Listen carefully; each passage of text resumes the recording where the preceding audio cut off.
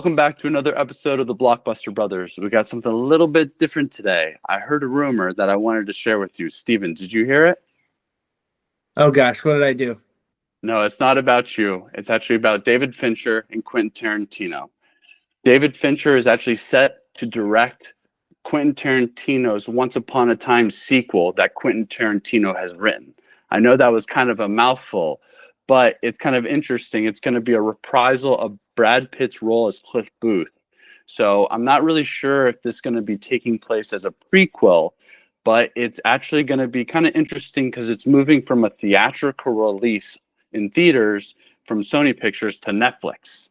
So David Fincher, who kind of seems like he has at this point a pretty good relationship with Netflix and is doing a lot of Netflix stuff. I might be wrong, but his last movie, I think The Killer with Michael Fassbender was just released on Netflix. I don't know. They must have some deal, but it's kind of interesting to see Quentin Tarantino doing another project. You know, this isn't something new to Quentin Tarantino at all. Writing something, he has True Romance and remind me of the other one that he wrote. I'm blanking on it. I'm not I was sounding gonna like I was gonna say True Romance, so I don't know. Maybe there's he did probably like with Richard Madhouse, Roadhouse, one of those the vampire movies that he like co-directed or something like that. Dust Till Dawn, So you're and he telling acted me in it. yes, I think correct. I think that's correct. But you're telling me that basically Tarantino wrote the script and is handing it off. And David Fincher's directing it. You know, Wow. I don't think that I was like, oh, is this just like is David Fincher just working off of the script of the first one? But no, this is the sequel that Quentin Tarantino's writing for David Fincher to direct with Brad Pitt's character. So this is going to be pretty interesting. It's a movie, not a series. I think that there's definitely a tonal difference between Quentin Tarantino's work and David Fincher. I think we've seen David Fincher kind of do this time period maybe a little bit later in the Zodiac, which I think almost doesn't get enough credit.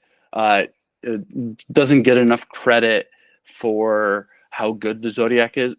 The way No Country for Old Men doesn't, because of the way those movies ended.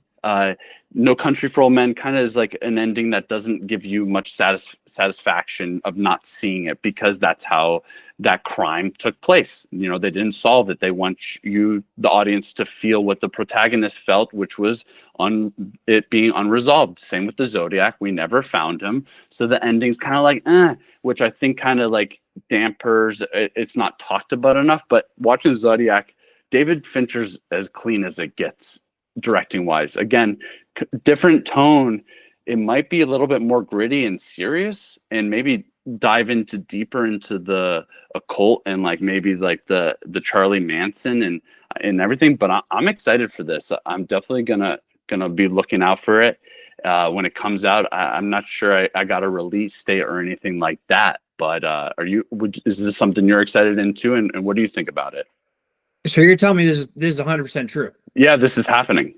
This is legit. So my first thoughts is, Quentin, good for you. If you got a script and maybe you got too much on your plate because you got another movie in mind.